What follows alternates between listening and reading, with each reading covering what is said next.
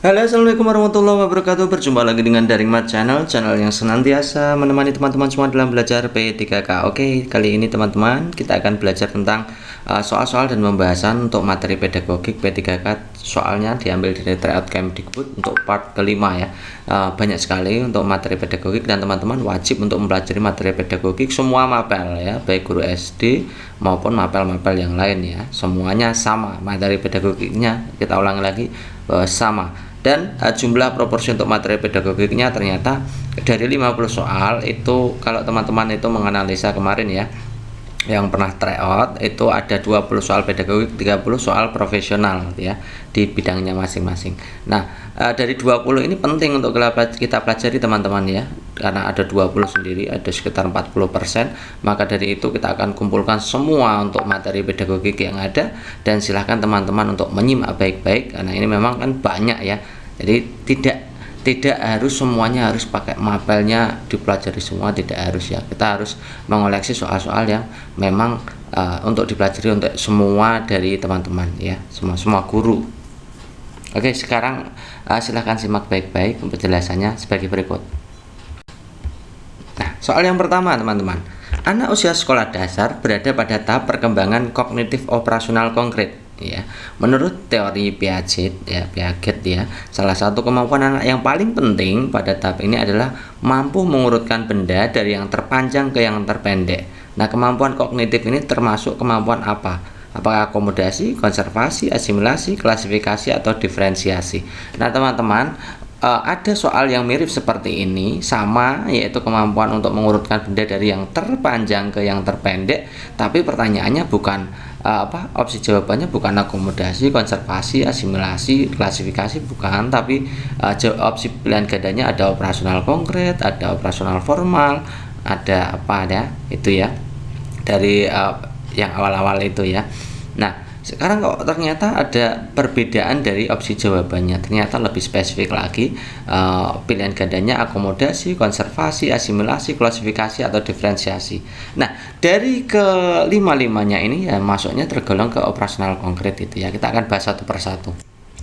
Jadi yang masuk dalam operasional konkret itu yang ada itu sebenarnya hanya dua ini, yaitu klasifikasi dan konservasi gitu ya. Untuk klasifikasi itu kemampuan memberi nama atau membedakan nama, mengidentifikasi serangkaian benda berdasarkan tampilannya, termasuk ukurannya, karakteristiknya juga, termasuk gagasannya. Ya, itu namanya klasifikasi. Jadi membedakan nama-nama atau memberikan nama sesuai dengan tampilannya, bisa ukurannya, bisa karakteristiknya, dan lain-lain. Kalau konservasi itu sudah memahami bahwa kuantitas atau jumlah, ukuran, dan lain-lain tadi, panjang, jumlah benda, itu tidak ada hubungannya dengan pengaturan atau tampilan dari objek yang berbeda-beda ya, objek yang pada benda-benda itu ya. Nah, sebagai contoh, bila anak kecil diberi cangkir yang seukuran dan isinya sama banyak, mereka akan tahu bahwa air dituangkan ke gelas lain yang ukurannya berbeda, air di gelas itu akan tetap sama banyak dengan isi cangkir lain. Itu namanya tahap konservasi. Jadi mampu memahami bahwa kuantitas, panjang, jumlah benda, dan lain-lain itu tidak ada hubungannya dengan pengaturan atau tampilan dari objek itu ya. Itu tahapnya konservasi. Jadi kalau klasifikasi tadi bisa memberi nama berdasarkan tampilan, ukuran. Kalau konservasi tidak ya, menganggap bahwa kuantitas, panjang itu tidak ada hubungannya dengan pengaturan tampilan objek itu ya. Kemudian ada lagi bagian dari teori dari Jean Piaget, itu ada asimilasi, akomodasi, yang satu lagi ada ekuilibrasi ya. Nah, asimilasi itu adalah menambahkan informasi baru ke dalam skema yang sudah ada. Itu. Kalau akomodasi itu menyesuaikan, yang melibatkan pengubahan atau penggantian skema, adanya informasi baru tidak sesuai dengan skema yang ada. Ya, artinya ada penyesuaian informasi baru ke dalam informasi yang lama, itu namanya akomodasi. Kalau asimilasi menambahkan informasi dari skema yang sudah ada atau informasi lama. Itu bedanya seperti itu ya teman-teman ya. Jadi empat-empatnya kita sudah pelajari. Oke, berarti kita langsung bisa jawab ya, karena ini mengurutkan benda dari yang panjang ke terpendek. Tadi berarti berdasarkan ukuran kan ya. Karena berdasarkan ukuran, maka jawaban yang paling memenuhi yaitu jawaban klasifikasi. Nah, kalau diferensiasi apa? Diferensiasi itu masuknya di tahapan praoperasional, masih praoperasional ya, masih lama ya. Ya, pada yang kita tanyakan adalah pada tahapan operasional konkret. Jadi jawaban yang paling tepat ya klasifikasi. Nomor 2, perhatikan pernyataan berikut. Ada pengetahuan tentang bagaimana melakukan sesuatu, kemampuan untuk menilai kesukaran suatu masalah, kemampuan untuk mengamati tingkat pemahaman dirinya, pengetahuan tentang bentuk yang lebih kompleks dan terorganisasi, kemudian kemampuan menggunakan berbagai informasi untuk mencapai tujuan, pengetahuan tentang elemen-elemen terpisah dan memiliki cirinya tersendiri. Nah, menurut Anderson dan Gradwell, yaitu pernyataan di atas termasuk dimensi pengetahuan metakognitif yang nomor berapa? Apa saja sih pengetahuan dimensi metakognitif? Nah, kita sudah pelajari ini lama ya, sebelum adanya e-learning itu kita sudah pelajari ini. Itu sudah lama dan teman-teman saya yakin juga sudah paham gitu ya. Kita akan ulang lagi supaya menambah pemahaman teman-teman. Tahap yang paling dasar itu namanya adalah pada pembagian kognitif ya, ranah kognitif itu ada faktual ya, kemampuan faktual. Itu artinya pengetahuan tentang elemen-elemen terpisah, memiliki cirinya tersendiri, meliputi pengetahuan tentang terminologi, istilah, nama-nama objek, detail, elemen yang lebih spesifik. Nah, misalkan peristiwa, simbol, angka itu paham, itu namanya pengetahuan faktual. Ya, ini yang paling mudah itu adalah teman-teman itu menghafalkannya adalah pengetahuan tentang pengertian, terminologi, nama, jenis istilah, itu namanya pengetahuan faktual. Yang kedua itu naik lagi, kedua yaitu pengetahuan konseptual. Pengetahuan konseptual itu kita bagi menjadi dua tahapan ini ya. Yang pertama pengetahuan tentang bentuk yang lebih kompleks dan terorganisasi, bisa mencakup klasifikasi, bisa mencakup kategori, teori, prinsip, ya, model, struktur, konsep, itu masuknya di sini semua, konseptual, gitu ya. Kemudian yang ketiga, ranah kognitif yang ketiga itu tentang prosedural. Apa itu kemampuan prosedural? Kita bagi menjadi tiga ini. Yang pertama pengetahuan tentang bagaimana melakukan sesuatu, itu namanya prosedural. Mencakup pengetahuan hal keterampilan dan algoritmik, hubungannya dengan keterampilan dan algoritmik. Kalau konseptual tadi berhubungan dengan teori, konsep, ya. Kalau prosedural itu tentang keterampilan algoritmik, bisa teknik, metode, model, dan lain-lain. Struktur itu masuknya kemampuan prosedural. Yang paling tinggi adalah kemampuan metakognitif. Tadi yang ditanyakan yang ini teman-teman. Jadi teman-teman harus menghafalkan semua ini, faktual, konseptual, prosedural, metakognitif. Yang pertama itu kemampuan metakognitif itu adalah kesadaran seseorang tentang bagaimana ia belajar. Yang kedua, kemampuan untuk menilai kesukaran suatu masalah. Yang ketiga, kemampuan untuk mengamati tingkat pemahaman dirinya. Yang ketiga, kemampuan menggunakan berbagai informasi untuk mencapai tujuan. Yang kelima, kemampuan menilai kemajuan belajar. Kemampuan bagaimana ia belajar, menilai kesukaran, mengamati pemahaman dirinya, menggunakan informasi untuk mencapai tujuan, dan menilai kemajuan belajar sendiri. Itu namanya kemampuan metakognitif. Kembali ke soal ya teman-teman. Jadi kita akan memilih dari 6 pernyataan yang tersedia, ini mana yang termasuk dalam dimensi pengetahuan metakognitif. Oke, kita lihat dari yang paling bawah. Pengetahuan tentang elemen-elemen terpisah memiliki cirinya sendiri, tadi adalah ini berhubungan dengan terminologi berarti ya. Berarti ini pengetahuan faktual. Kemudian kemampuan menggunakan berbagai informasi mencapai tujuan. Menggunakan berbagai informasi untuk mencapai tujuan tadi masuknya di metakognitif gitu ya. Pengetahuan tentang bentuk-bentuk yang lebih kompleks tadi adalah konseptual. Kemampuan untuk mengamati tingkat pemahaman dirinya berarti tadi adalah metakognitif. Kemudian menilai kesukaran juga metakognitif. Bagaimana melakukan sesuatu itu prosedural. Kalau bagaimana ia belajar, maka itu masuknya di metakognitif. Jadi jawaban yang paling tepat 2, 3, 5 ya. Ini jawabannya ya. Next berikutnya, kita diminta untuk mencermati teks. Ini sudah pernah kita bahas ya. Ternyata soal-soalnya, soal-soal yang apa itu namanya pedagogik itu ternyata hanya diputar-putar ya, diputar-putar. Cakupannya tidak terlalu luas ya teman-teman ya. Jadi ini adalah bagaimana kita melakukan membuat rumusan masalah sesuai dengan topik tentunya. Ya, kita baca saja soalnya. Cermati topik berikut. Topiknya adalah pencegahan terhadap bencana banjir. Kalimat rumusan masalah yang sesuai dengan topik tersebut adalah, kita langsung saja ya teman-teman. Kemarin kita sudah pelajari ada 3 hal dalam membuat rumusan masalah. Yang pertama itu harus didahului dengan kata tanya. Siapa, apa, di mana, kapan, mengapa, bisa juga dengan bagaimana, gitu ya. Jadi kita buang saja untuk opsi pilihan ganda yang kira-kira yang tidak didahului dengan kata tanya. Jelas ini tidak ya. Kemudian yang mana lagi yang ini juga tidak ya. Oke, berikutnya teman-teman, berikutnya ini kita lihat ini. Yang kedua adalah kita harus menyesuaikan dengan topik. Topiknya adalah mencegah terhadap bencana banjir, pencegahan terhadap bencana banjir. Kita akan pilih topik yang sesuai dengan ini. Kita lihat yang ini ya. Ini jelas tidak. Mengidentifikasi sebab-sebab banjir kan tidak. Topiknya aja pencegahan bencana banjir kan. Kemudian yang ketiga, kita harus menawarkan solusi ya. Kita tawarkan solusinya untuk mengatasi masalah tersebut ya. Kalau yang opsinya tinggal 2 ya, tinggal A dan D. Kalau yang D, siapa saja yang wajib bertanggung jawab terhadap bencana, ini tidak menawarkan solusi. Yang A ini apakah kegiatan penghijauan tanah gundul itu mampu mencegah bencana banjir. Nah, ini yang memberikan solusi ya. Jadi jawaban yang paling tepat adalah opsi A. Berikutnya, pembelajaran yang dikembangkan bertujuan untuk menghasilkan suatu respon dengan mengkombinasikan 2 stimulus, yaitu stimulus alami, stimulus buatan. Apabila dikombinasikan dengan stimulus alami berkali-kali, maka stimulus buatan ini pada akhirnya akan menghasilkan respon yang sama dengan stimulus alami. Nah, ini adalah implikasi dari teori behavioristik tipe yang apa?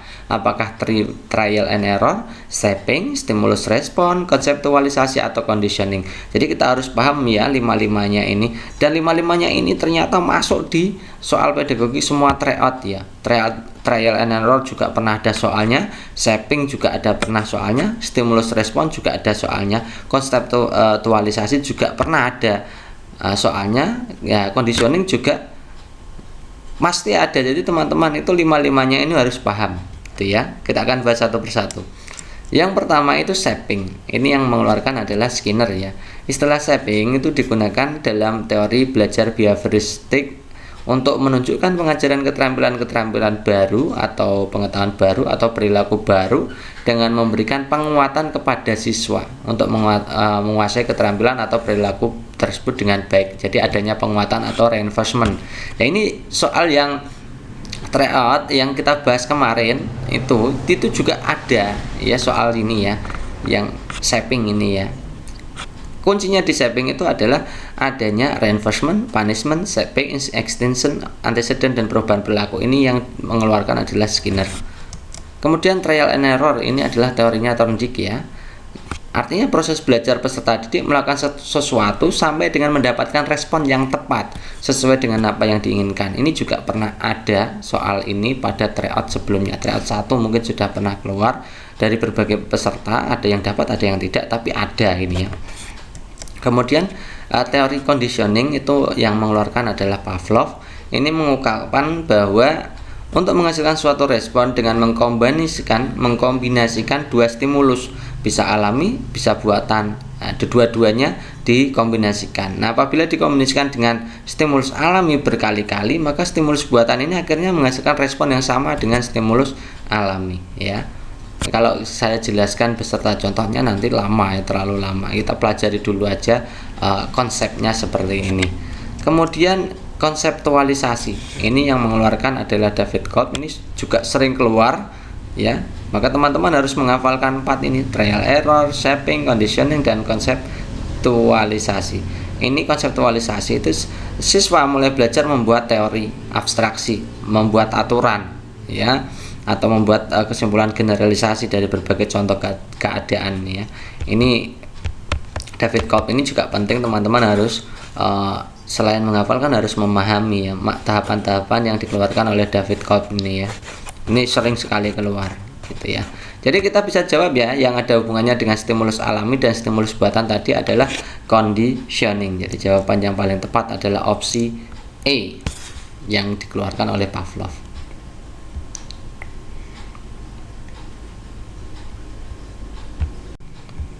Next, berikutnya. Perhatikan pernyataan berikut. Bermain lompat kodok, memasang puzzle, berjalan jinjit, menggunting kertas, melempar bola, menjiplak huruf. Tindakan yang dilakukan oleh Bu Mega untuk mengembangkan kemampuan motorik halus anak. Nah, kita juga sudah pelajari ini ya, baik sebelum dari e-learning ya, sebelum ada e-learning dari Kemdikbud, SIM PKB itu ya, itu kita sudah pelajari tentang motorik halus dan motorik kasar. Nah teman-teman, saya kira berkali-kali kita sudah bahas ini ya, ada motorik halus, ada motorik kasar. Kita akan bahas lagi. Kalau motorik kasar itu melibatkan koordinasi otot-otot besar, otot lengan atas dan otot kaki biasanya gitu ya. Contohnya merangkak, duduk tegak, berdiri, berjalan, berlari, melompat, melempar bola, menendang bola, lempar tangkap dan lain-lain, itu pakainya motorik kasar teman-teman. Kemudian ada motorik halus. Ini perkembangan geraknya meliputi otot-otot kecil ya, otot pergelangan tangan misalkan, dan koordinasi mata dan tangan misalkan gitu. Contohnya apa? Menggambar, menulis, memotong, menyusun puzzle, memasukkan balok sesuai bentuknya, yang ringan-ringan saja itu ya. Itu namanya perkembangan motorik halus ya. Jadi kita akan bahas yang mana yang motorik halus. Opsinya kita lihat satu persatu. Kita lihat ya. Yang benar adalah 2, 4, 6 ya. 2 itu memasang puzzle, menggunting kertas itu juga motorik halus, menjiplak huruf itu motorik halus. Jawaban yang paling tepat adalah opsi B. Berikutnya, pada pendidikan abad 21 sangat penting untuk mengembangkan, menghasilkan dan mengimplementasikan ide-ide peserta didik baik secara mandiri maupun berkelompok. Hal tersebut merupakan pengembangan apa? Apakah critical thinking, creative thinking, communication, collaboration, problem solving. Dan ini teman-teman ya, ini juga semuanya dari kelima-limanya ini ada soalnya semua. Jadi teman-teman memang pemahaman tentang kelima ini, keterampilan abad 21 ini sangat penting ya. 4CS ya, biasanya disebutnya 4CS. Biasanya untuk ini disingkat menjadi 4CS gitu aja ya. Itu teman-teman tapi harus hafal semua ini ya. Apa itu critical thinking? Biasanya critical thinking itu ditempatkan dengan problem solving, kadang-kadang seperti itu. Critical thinking and problem solving. Kreatif itu biasanya ditambahkan dengan innovation, kemudian communication dan collaboration. Itu 4C-nya di situ. Oke. Kita akan bahas satu persatu. Yang pertama, critical thinking. Biasanya critical thinking tadi saya mengatakan kalau dalam keterampilan abad 21 itu 4C itu critical thinking kita gabungkan dengan problem solving. Tapi kita harus paham satu persatu dulu ya. Critical thinking itu apa? Kalau critical thinking itu melakukan identifikasi, analisis, interpretasi, mengevaluasi bukti, berargumen, klaim, dan data-data yang terjadi secara luas melalui pengkajian mendalam, melakukan refleksi dalam kehidupan sehari-hari. Itu namanya critical thinking. Next, kalau yang berikutnya adalah creative thinking, biasanya ya ditambah dengan innovation ya. Tapi critical thinking itu sendiri adalah menghasilkan, mengembangkan, mengimplementasikan ide-ide. Jadi yang berhubungan dengan kreatif ide itu masuknya di creative thinking, gitu ya. Kemudian communication itu mengkomunikasikan ide-ide. Ya, kalau menghasilkan ide-ide, implementasi ide-ide, pengembangan ide itu masuknya di kreatif.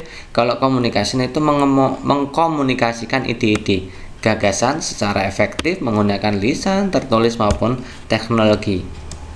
Kemudian problem solving itu cirinya adalah memecahkan masalah. Jadi keterampilan dalam memecahkan masalah. Collaboration itu keterampilan dalam kerjasama. Ya. Dalam sebuah kelompok memecahkan masalah yang ditemukan dalam kehidupan. Intinya di kerjasama ini, collaboration, ya. Berarti kita kembali ya. Ini mengembangkan, menghasilkan, implementasikan ide-ide. Nah, menghasilkan, mengembangkan ide tadi masuknya berarti di creative thinking, gitu ya teman-teman ya. Next berikutnya, pada pembelajaran operasi penjumlahan bilangan, Pak Rudi meminta para siswa untuk mengambil 6 buah kelereng dan 3 buah kelereng. Jadi ada 6 kelereng, kemudian mengambil lagi 3 buah kelereng.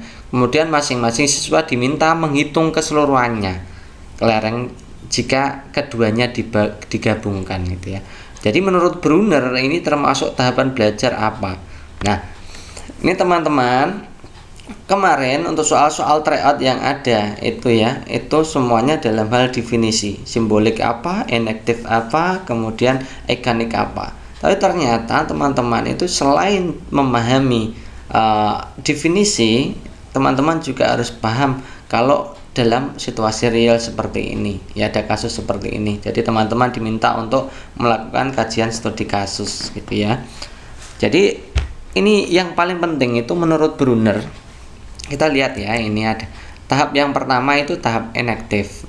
Itu artinya itu peserta didik itu mengsimulasi, melakukan simulasi dengan benda-benda nyata, benda-benda konkret gitu ya, intinya di situ. Kemudian kalau ikonik itu sudah tidak menggunakan benda nyata, tapi bentuknya misalkan gambar, simbol dan apa-apa. Gambar, intinya dia gambar, memanipulasi menggunakan gambaran atau suatu objek. Misalkan ada pensil, itu tidak pensil langsung kita digunakan untuk operasi hitung, tapi bentuknya hanya gambar pensil. Misalkan 3 buah pensil, maka gambar 3 buah pensil. Nah, itu namanya tahap ikonik. Yang paling tinggi adalah tahap simbolik. Jadi setelah belajar yang pertama itu melakukan perhitungan langsung dengan enaktif ya, dengan benda-benda konkretnya, kemudian menghitung dengan gambar-gambar. Yang ketiga lebih efektif lagi, yaitu gambar-gambar tersebut sudah diubah dalam bentuk simbol. Misalkan ada 3 buah pensil, ada gambar 3 buah pensil, diubah menjadi simbol angka 3 saja. Itu namanya tahap simbolik ya.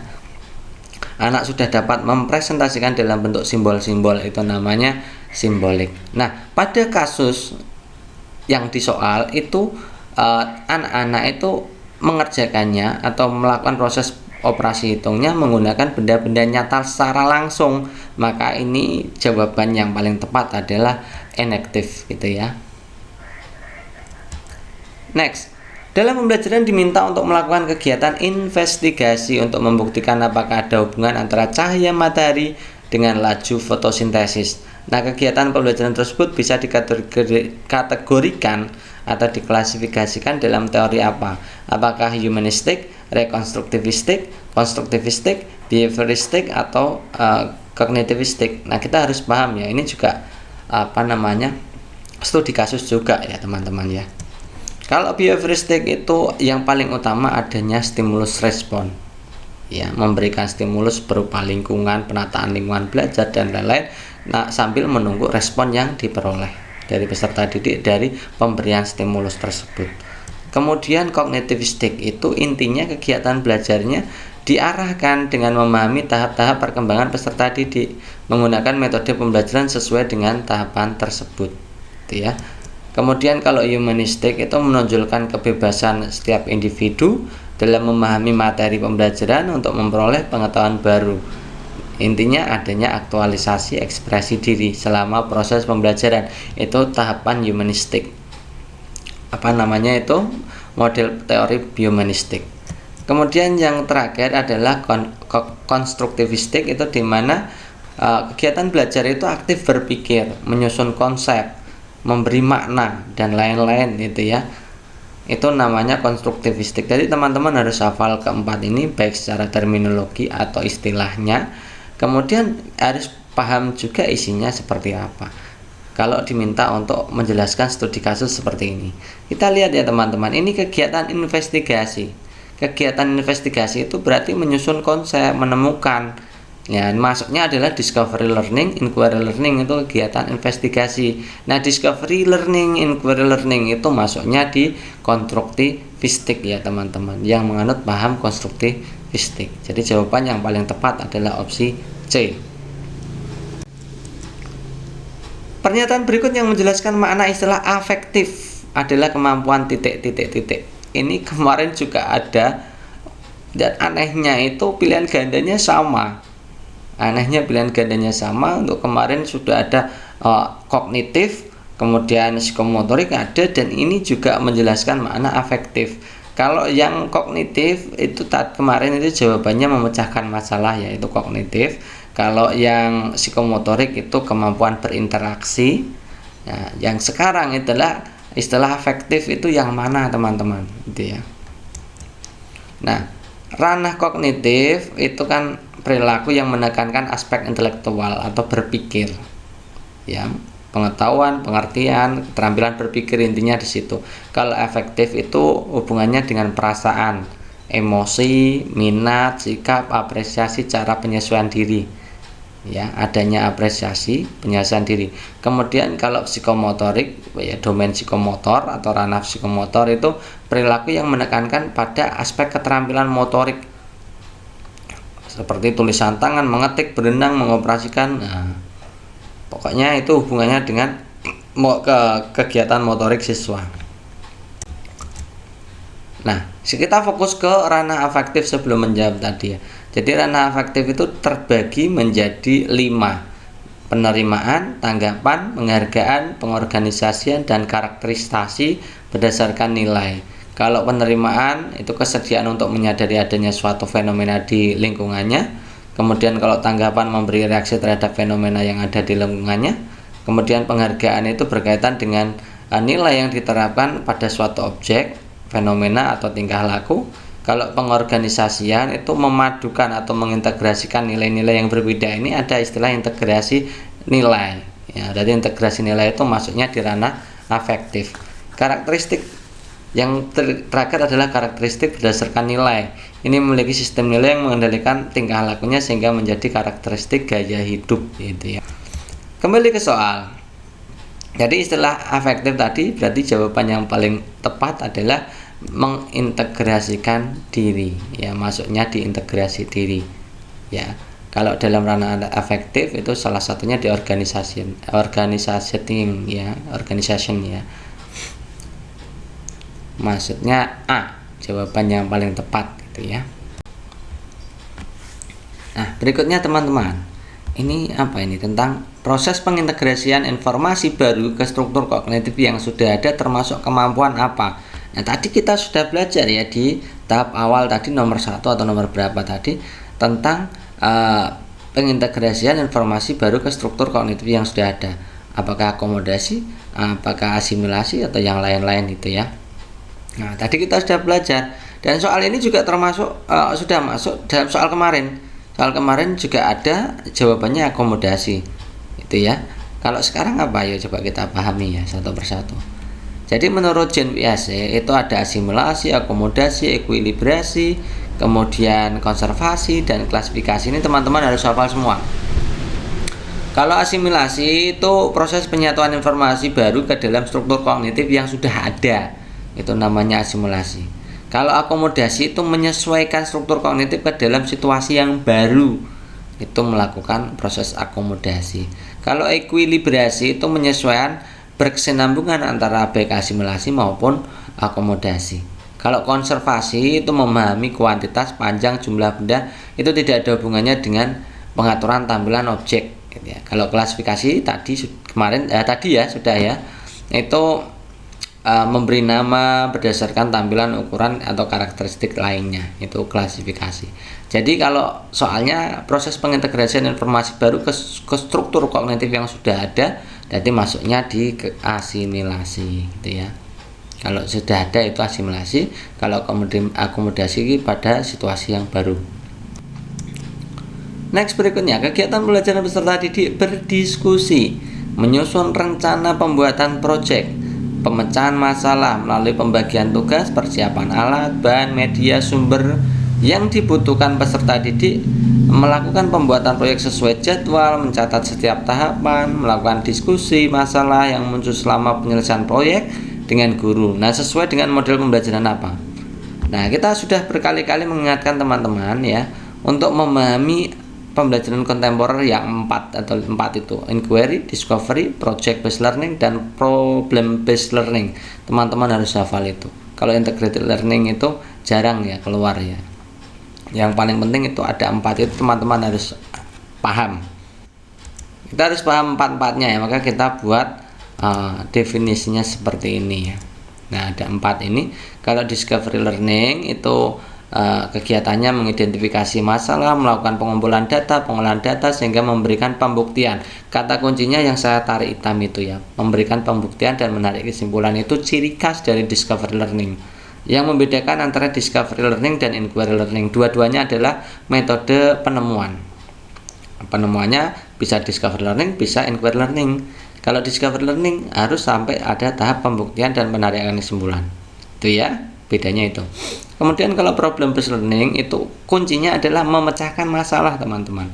Jadi model pembelajaran menggunakan seluruh kemampuan berpikir dari peserta didik, baik individu maupun kelompok, untuk mengatasi masalah atau mengatasi permasalahan sehingga bermakna relevan kontekstual. Ya, masalahnya juga harus kontekstual. Itu ciri khas dari problem based learning. Kalau project based learning itu diskusi, menyusun rencana, membuat project, ya, pemecahan masalah melalui pembagian tugas, persiapan alat dan lain-lain, ada jadwalnya. Itu ciri khas dari project based learning itu yang membedakan dengan problem based learning, gitu ya. Kalau problem based learning itu menyelesaikan masalah. Kalau project based learning itu artinya itu anak-anak itu diminta untuk menciptakan suatu proyek, ya, menciptakan suatu proyek. Nah, kalau yang terakhir adalah inquiry learning, itu melakukan pencarian, penyelidikan, penemuan, merumuskan sendiri, itu inquiry learning. Ya. Jadi kalau ada kegiatan investigasi itu masuknya juga di inquiry learning atau discovery learning.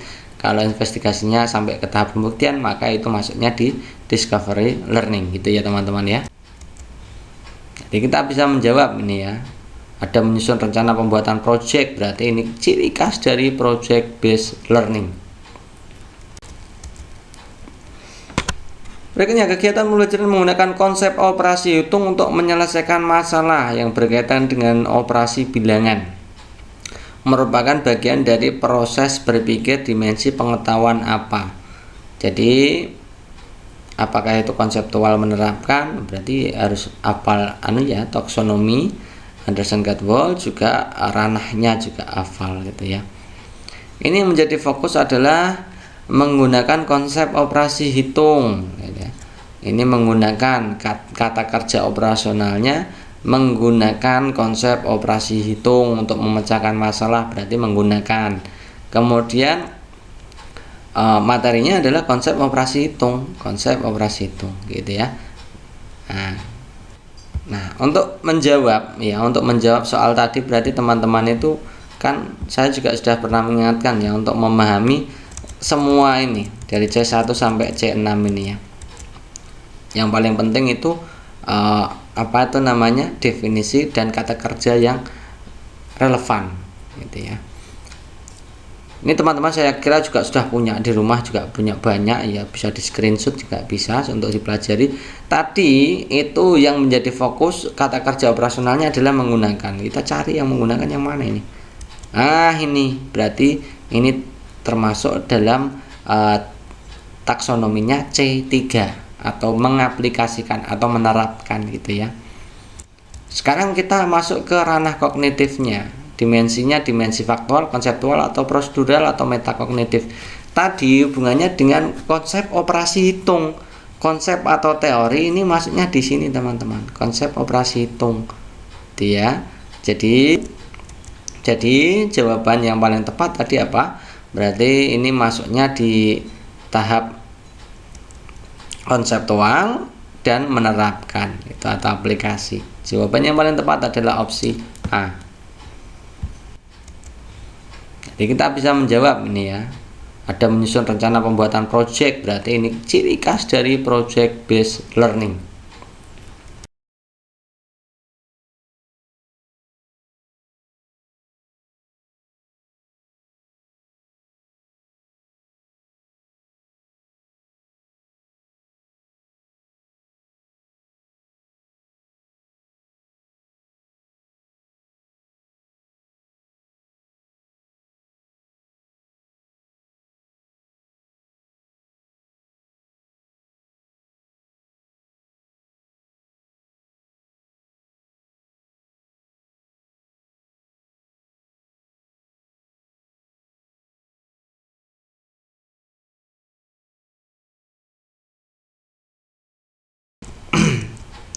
kita akan bahasnya sama seperti tadi dari C1 sampai C6.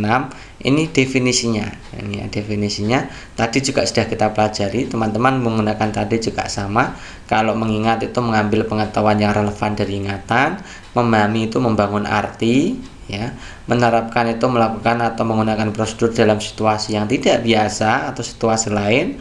Kalau menganalisis itu memecah materi ke dalam bagian-bagiannya, kemudian mencari hubungan antar bagian. Kemudian kalau mengevaluasi itu membuat pertimbangan berdasarkan kriteria. Kalau mengkreasi itu menempatkan unsur-unsur secara bersama-sama untuk membentuk keseluruhan yang koheren atau fungsional. Jadi kita bisa langsung satu persatu. Kalau melakukan atau menggunakan tata cara dan prosedur dalam situasi yang tidak seperti biasanya, itu namanya aplikasi. Memecah materi itu berarti analisis. Membangun arti tadi berarti memahami, pemahaman ya. Kemudian mengidentifikasi hal yang dapat dijadikan pertimbangan. Pertimbangan berarti evaluasi. Menempatkan unsur-unsur yang secara bersama-sama membentuk keseluruhan yang koheren, itu mencipta atau mengkreasi. Jadi kalau mengevaluasi jawabannya yang mana? Yang D, itu ya.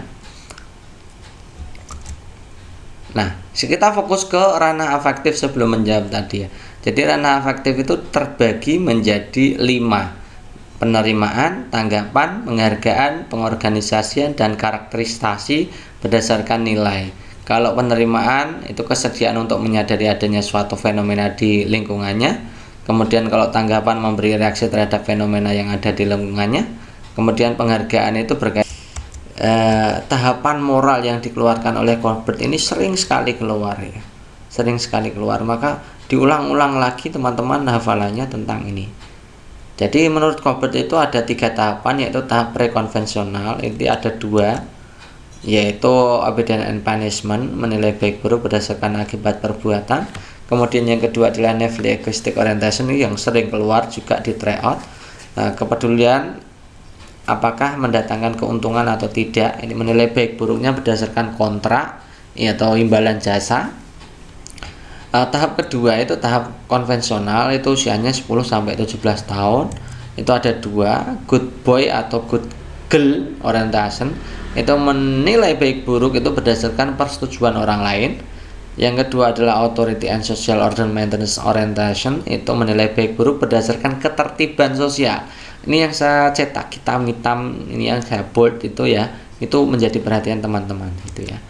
Yang paling tinggi itu tahap post konvensional, itu ada 2 juga, contextual legalistic orientation, itu menilai baik buruk berdasarkan hukum yang berlaku. Yang terakhir adalah consent of principle orientation, ini juga sering keluar nih ya, menilai baik buruk berdasarkan hati nurani, itu consent of principle orientation. Jadi kita bisa jawab ini masuknya di tahap apa. Tahapnya ini menilai baik buruk berdasarkan hukum, berarti ini legality ya. Ini berarti masuknya di post konvensional. Next berikutnya, perhatikan pernyataan berikut: bermain lompat kodok, memasang puzzle, berjalan jinjit, menggunting kertas, melempar bola, menjiplak huruf. Tindakan yang dilakukan oleh Bu Mega untuk mengembangkan kemampuan motorik halus anak. Nah, kita juga sudah pelajari ini ya, baik sebelum dari e-learning ya, sebelum ada e-learning dari Kemdikbud, SIM PKB itu ya, itu kita sudah pelajari tentang motorik halus dan motorik kasar. Nah teman-teman, saya kira berkali-kali kita sudah bahas ini ya, ada motorik halus, ada motorik kasar. Kita akan bahas lagi. Kalau motorik kasar itu melibatkan koordinasi otot-otot besar, otot lengan atas dan otot kaki biasanya gitu ya. Contohnya merangkak, duduk tegak, berdiri, berjalan, berlari, melompat, melempar bola, menendang bola, lempar tangkap, dan lain-lain, itu pakainya motorik kasar teman-teman. Kemudian ada motorik halus, ini perkembangan geraknya meliputi otot-otot. Berikutnya, ketika guru menekan upaya agar peserta didik berinteraksi dengan lingkungan sosialnya, merupakan belajar apa? Nah, ini selain soal yang seperti ini banyak sekali soal yang ini tentang Habermas ya, ini teman-teman ya. Habermas ini berarti ya menjadi perhatian teman-teman, ternyata harus paham, hafal, dan paham. Ada 3 itu ya, ada belajar teknis, ada praktis, dan ada emansipatoris gitu ya. Nah, dari teknis, praktis, dan emansipatoris itu tadi apa pengertiannya harus dipahami gitu ya. Kalau belajar teknis itu belajar mengenal alam sekitarnya ya. Bisa ilmunya ilmu alam ya, misalkan IPA dan lain-lain itu ya. Kemudian kalau belajar praktis itu belajar bagaimana berinteraksi dengan lingkungan sosialnya, bukan lingkungan alam, tapi lingkungan sosialnya. Ilmunya bisa komunikasi, psikologi, antropologi, dan semacamnya. Yang berikutnya adalah belajar emansipatoris. Ini belajar upaya agar seorang mencapai suatu pemahaman dan kesadaran tinggi akan terjadinya perubahan atau informasi budaya dalam lingkungan sosialnya. Ini kemarin juga sudah keluar tentang belajar emansipatoris gitu ya. Kalau yang menekankan agar peserta didik berinteraksi dengan lingkungan sosial, berarti ini belajarnya adalah belajar praktis gitu ya. Berikutnya, pentingnya melakukan pretest sebelum melaksanakan pembelajaran. Pretest itu teman-teman juga sudah paham ya, pretest itu berarti dilaksanakan sebelum pembelajaran dimulai. Itu fungsinya apa? Kita akan bahas satu persatu. Kalau yang A itu kelemahan dan kesulitan belajar itu bukan dilihat dari pretest, tapi post-testnya yang dianalisa, itu ya teman-teman ya. Mengetahui minat bakat para peserta didik yang berbeda-beda, minat terhadap pelajaran itu melihatnya bukan dari pretest, tapi dari post-test juga. Kemampuan awal peserta didik mengikuti pembelajaran sebelum mengikuti pembelajaran ini benar, ini pretest. Prestasi belajar itu dari post-test. Tingkat kecerdasan atau intelijensi itu lihatnya ya dari post-test itu, bukan dari pretest itu ya teman-teman ya. Jadi jawaban yang paling tepat itu adalah ini, opsi C. Berikutnya, untuk menilai peserta didik dalam menyajikan karya sastra, guru meminta siswa mendeklamasikan puisi dengan kriteria memperhatikan volume suara, intonasi, mood, ekspresi, tempo, ketepatan pengucapan ejaan. Penilaian yang dilakukan oleh guru apakah tes lisan, tes tertulis, penilaian praktek, penilaian produk, ataukah observasi? Tentu saja jawabannya adalah penilaian praktik ya teman-teman ya. Ini menyajikan itu ciri khas dari penilaian keterampilan ya. Karena ini menyajikan bentuknya deklamasi, maka ini jawaban yang paling tepat adalah penilaian praktek. Tes lisan dan tes tertulis itu pengetahuan ya. Gitu ya teman-teman. Observasi itu biasanya sikap. Kemudian model pembelajaran yang menggunakan berbagai kemampuan berpikir dari peserta didik secara individu maupun kelompok serta lingkungan nyata untuk mengatasi permasalahan sehingga bermakna, relevan, dan kontekstual. Ini termasuk model pembelajaran apa? Problem based learning, discovery learning, project based learning, integrated learning, atau inquiry learning. Nah, ini fokusnya adalah kemampuan berpikir dari peserta didik maupun kelompok untuk mengatasi masalah ya. Mengatasi masalah itu berarti. Nah, mengatasi masalah teman-teman, tadi kita kan juga sudah belajar ini ya. Ciri-cirinya 4 ini teman-teman kan sudah hafal tentunya. Kalau discovery itu melakukan identifikasi masalah, pengumpulan data dan lain-lain sampai tahap pembuktian. Kalau problem based learning itu fokusnya mengatasi masalah, relevan, bermakna, kontekstual. Kalau project based learning itu menyusun rencana proyek, membuat jadwal dan lain-lain. Kalau inquiry learning itu mencari, menyelidiki secara kritis, logis, dapat merumuskan sendiri temuannya, itu inquiry learning gitu ya. Jadi jawabannya yang mana ini? Tentang kemampuan berpikir dalam mengatasi masalah. Mengatasi masalah berarti masuknya di problem based learning gitu ya teman-teman ya. Berikutnya, perhatikan kegiatan pembelajaran di bawah ini. Peserta didik melakukan presentasi hasil kerja. Peserta didik lain memberikan apresiasi hasil kerja yang disajikan. Peserta didik membuat kesimpulan dari pelaksanaan kegiatan yang telah dilakukan. Kegiatan tersebut merupakan sintaks problem based learning pada tahap apa? Nah, teman-teman,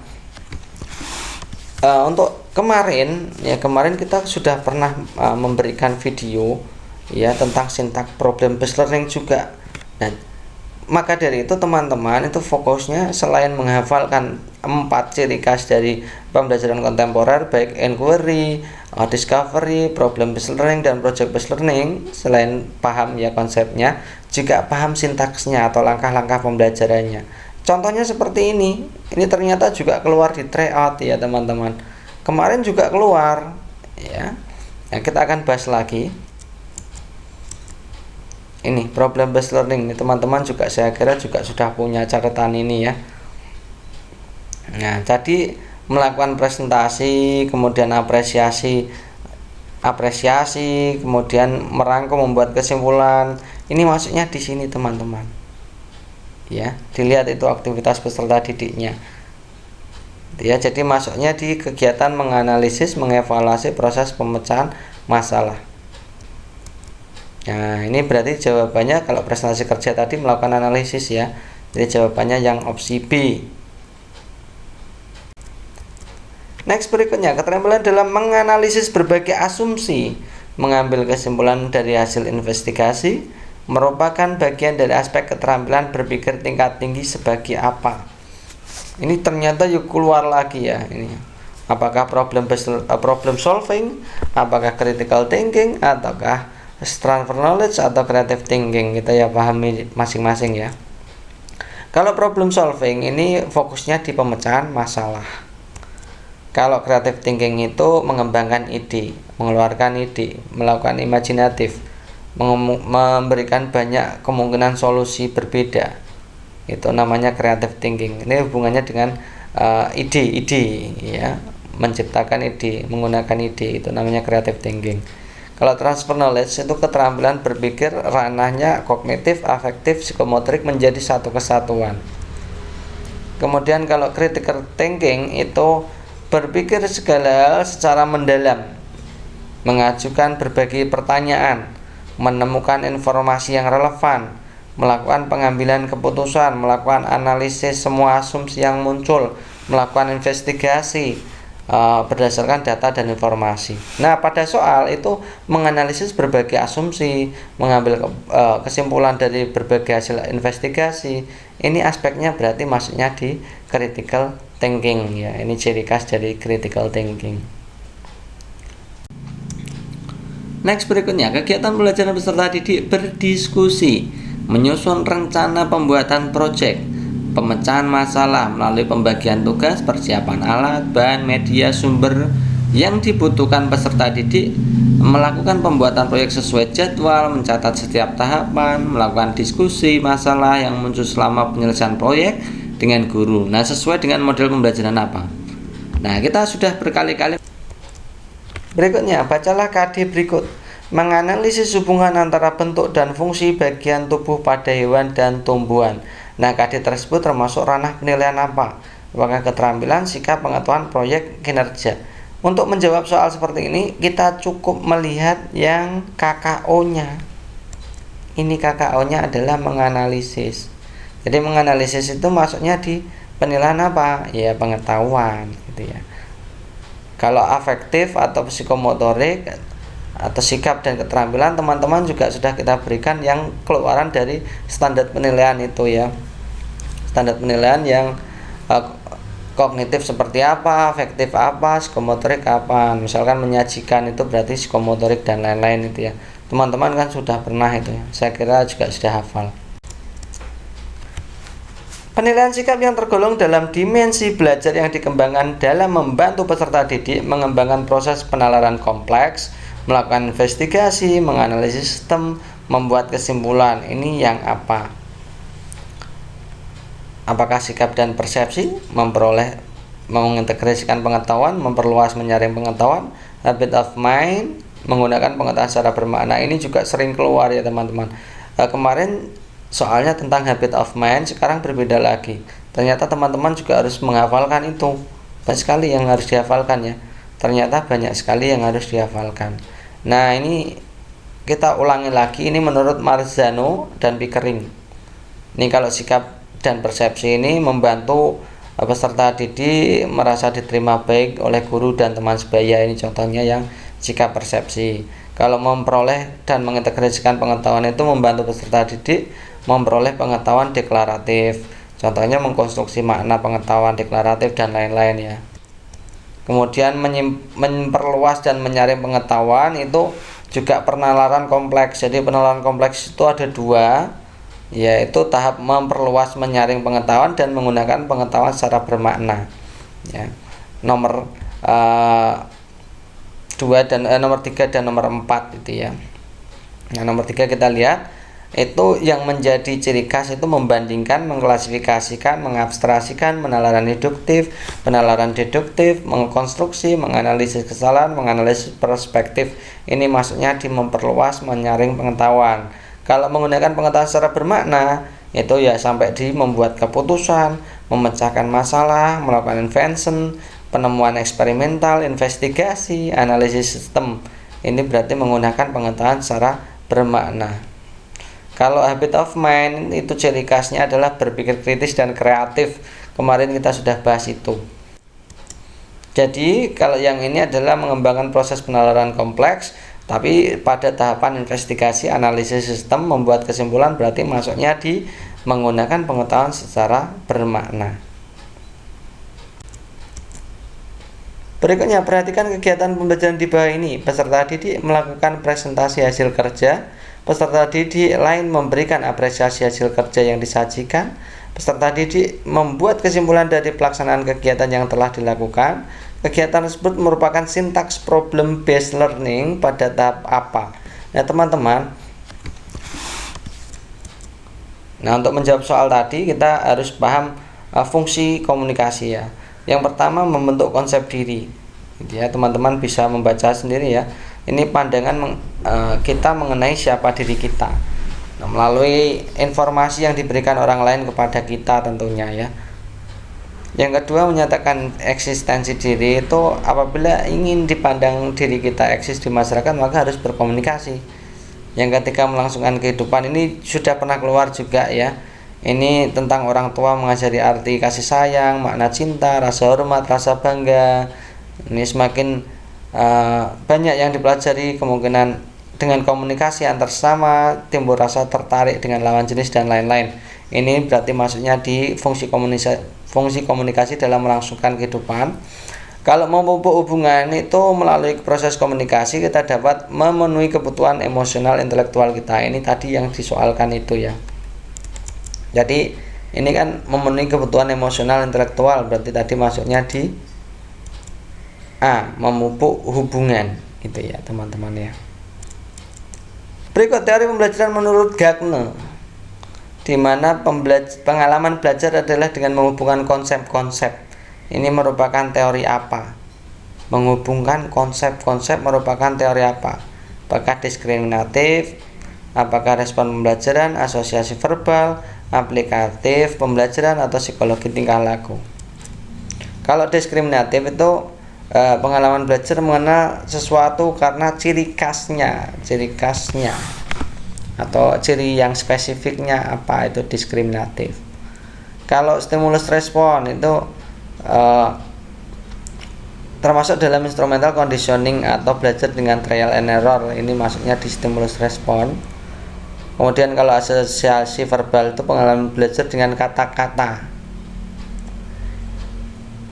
Kalau aplikatif itu belajar aturan atau hukum, artinya pengalaman belajar menghubungkan konsep. Berarti jawaban yang paling tepat adalah aplikatif pembelajaran. Itu ya teman-teman ya. Ini Gardner ini juga harus dihafalkan karena sering keluar.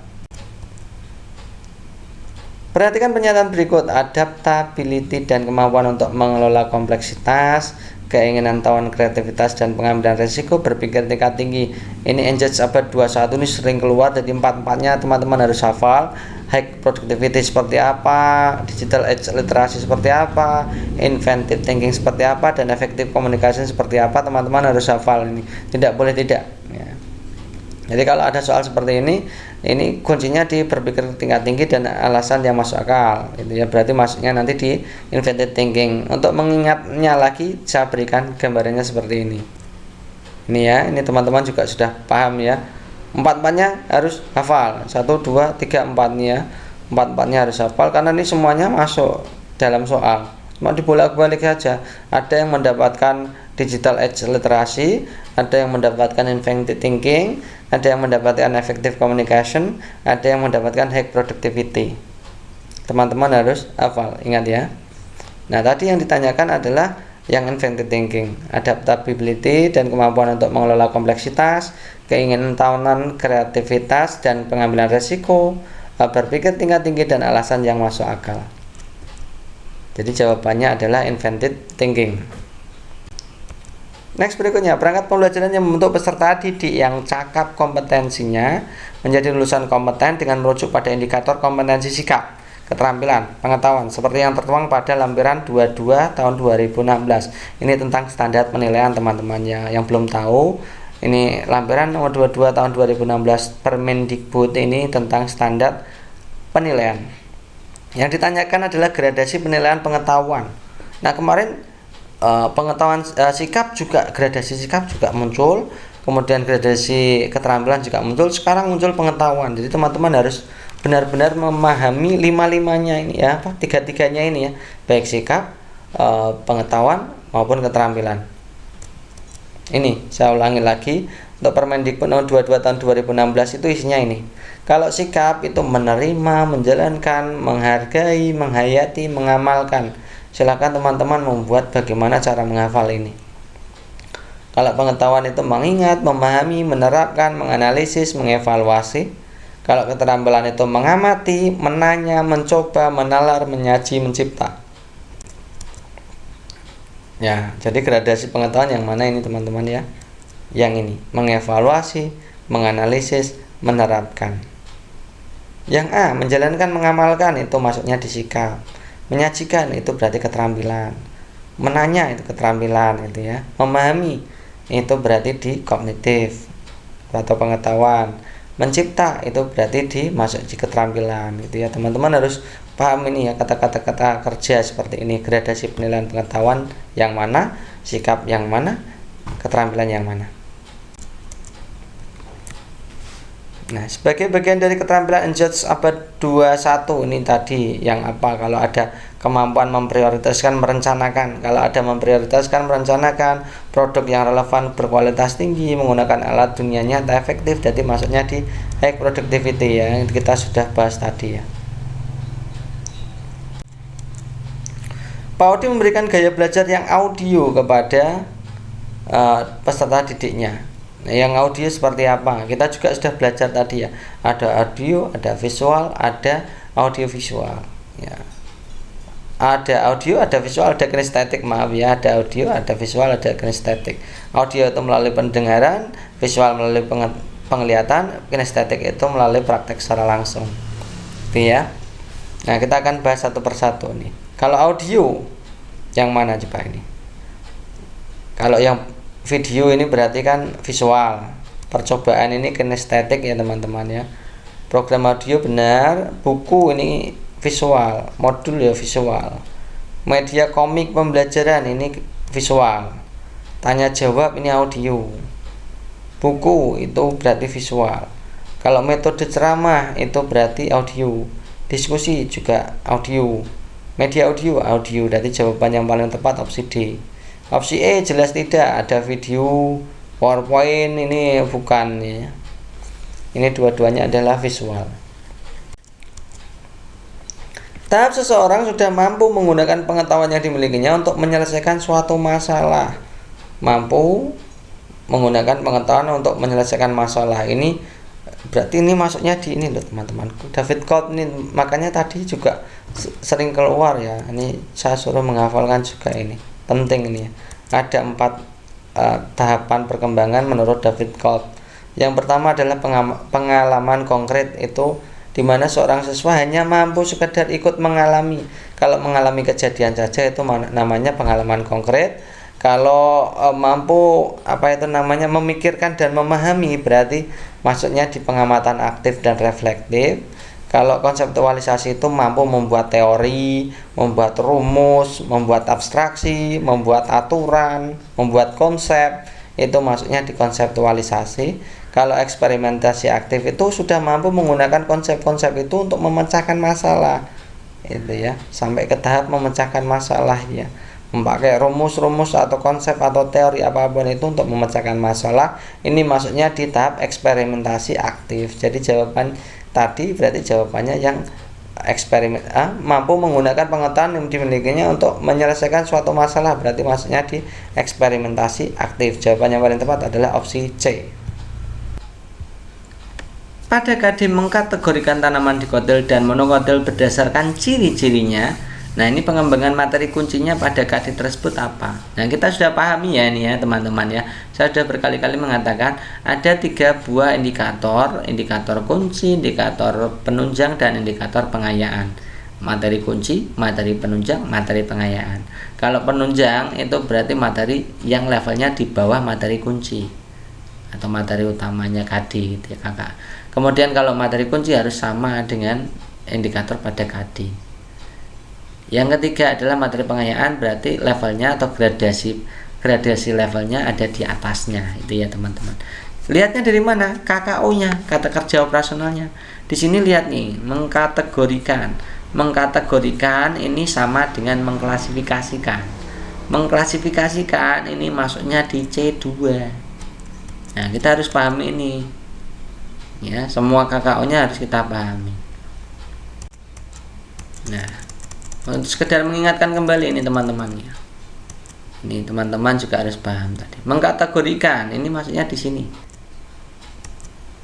Jadi mengkategorikannya itu maksudnya di tahap klasifikasi itu C2 gitu ya. Jadi C2. Kita akan lihat mana yang materi kunci itu berarti yang sama. Kalau menyimpulkan itu berarti C-nya C5. Menyebutkan C1, menganalisis C4. Menjelaskan C2, membandingkan itu C4. Jadi jawaban yang paling tepat yang mana? Ini yang sama dengan mengkategorikan, berarti maksudnya yang C2. Jawaban yang paling tepat ya opsi D. Nah, itu dulu teman-teman, kita sudah 1 jam lebih ya kita belajar untuk membahas seluruh soal-soal pedagogik dari tryout kemarin, tryout 2 kemarin kita kumpulkan menjadi 1 ya dari teman-teman ya. Menjadi 1 dari beberapa mapel kita ambil yang pedagogik untuk dipelajari bersama. Kalau kita bahas seluruh mapelnya saya kira juga tidak akan cukup waktunya ya teman-teman. Tapi nanti kalau ada waktunya kita akan berikan pembahasan untuk seluruh mapel. Itu ya teman-teman. Saya kira cukup sekian. Terima kasih atas perhatiannya dan semoga untuk pembelajaran kali ini bermanfaat untuk teman-teman semua dan tetap semangat. Semoga P3K menjadi tahun 2021 ini menjadi tujuan kita semua. Amin ya. Cukup sekian. Assalamualaikum warahmatullahi wabarakatuh.